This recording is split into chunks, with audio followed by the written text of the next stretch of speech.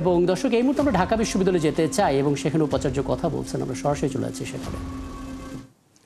এবং আপনারা জানেন যে সেই আপিলে এবং এই ঘটনাটি ৩-৪ ঘন্টার মধ্যেই উপস্থাপিত হয়েছে এবং সেই আপিলে আমাদের মহামান্য হাইকোর্টের যে আদেশ সেটি স্থগিত করা হয়েছে।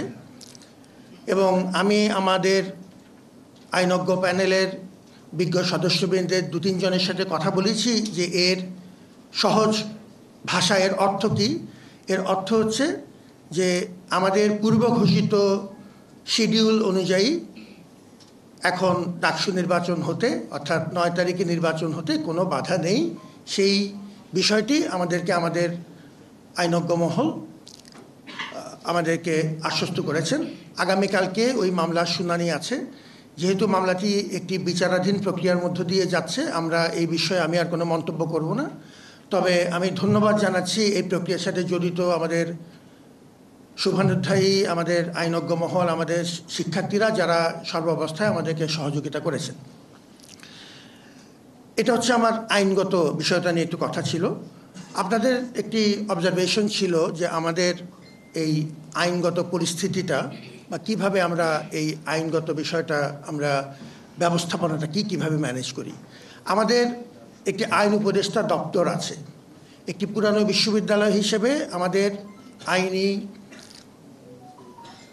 কাঠামো এখনও খুবই দুর্বল অবস্থায় আছে।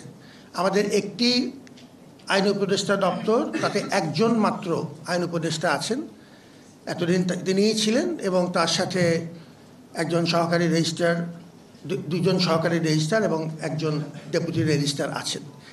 একটি এত বড় বিশ্ববিদ্যালয়ের জন্য, 104 বছরের পুরানো বিশ্ববিদ্যালয়ের জন্য এটি অত্যন্ত অপ্রতুল একটি অফিস। সেই বিবেচনাতে আমরা আমাদের আইন উপদেষ্টা দপ্তরের সহযোগিতায় আমরা সিনিয়র ম্যানেজমেন্ট টিমের অনুসমর্থনে এবং সিন্ডিকেট কর্তৃক পাশকৃত 12 সদস্যের একটি বিশেষজ্ঞ প্যানেল তৈরি করা হয়েছে। এই প্যানেলভুক্ত বিশিষ্ট আইনজীবীগণ, আপনারা যদি চান আমরা একটি লিস্ট আপনাদেরকে সরবরাহ করব। তারা আমাদের অ্যাজ অ্যান্ড ওয়েন নিডেড, প্রয়োজনের ভিত্তিতে তাদের আমরা সার্ভিস চাই। এবং এখন পর্যন্ত তুলনামূলকভাবে আমরা আইনগত এই যে অপ্রতুলতা আমাদের ছিল তার অনেকটুক এই আইনগত বিশেষজ্ঞ প্যানেলের মাধ্যমে, যারা পার্ট টাইম লয়ার হিসেবে আমাদের সাথে যোগ দিয়েছেন তাদের প্রতি আমরা অত্যন্ত কৃতার্থ। এবং এই ক্ষেত্রে আমরা কিছুটা এখন আমাদের এই দুর্বলতা কাটিয়ে উঠতে পেরেছি।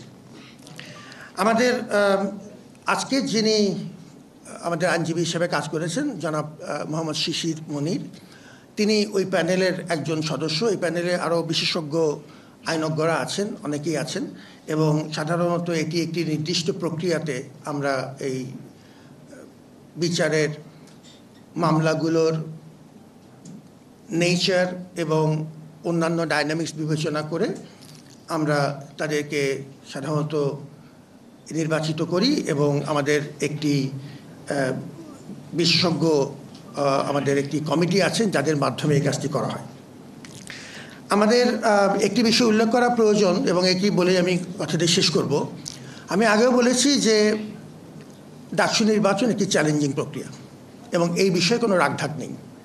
একটি চ্যালেঞ্জিং প্রক্রিয়া, অভ্যন্তরীণ বহিস্থ বহুমুখী বাধা বিপত্তি আসবে এবং আসছে। কোনো ক্ষেত্রে আমরা যতটুকু আশঙ্কা করেছিলাম তার চাইতে পরিস্থিতি ভালো আছে, কারণ ব্যাপকভাবে আমাদের শিক্ষার্থীদের সাড়া আছে এবং আমরা আমাদের অংশীজনদের সাথে বিস্তারিত আলোচনা করেই মাঠে নেমেছি।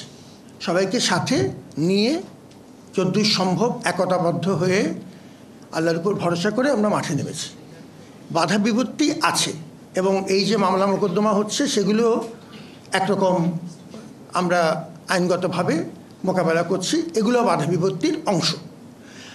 আমি একটা জিনিস খেয়াল করলাম যে কোনো মহলে বলা হচ্ছে, আমাদের প্রার্থীদের মধ্যেও কেউ বলছেন যে এই যে আজকে যে আমাদের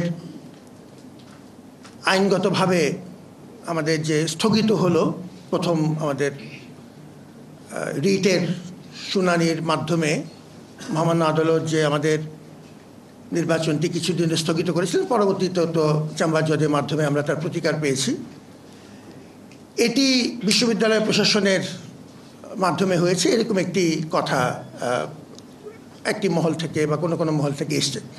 আমি খুব পরিষ্কারভাবে একটা কথা বলে দিতে চাই, এবং আগেও বলেছি এখনও বলছি,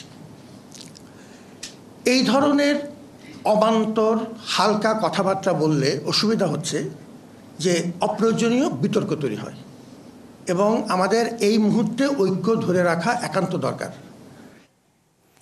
ঢাকা বিশ্ববিদ্যালয়ে ছিলাম আমরা, এবং সেখানে উপাচার্য অধ্যাপক ডক্টর নিয়াজ আহমেদ খান কথা বলছিলেন ডাকসু ইস্যুকে কেন্দ্র করে, এবং নিশ্চয়ই তার বক্তব্য আরও বিস্তারিত থাকবে আমাদের পরবর্তী সংবাদ সংযোগগুলোতে।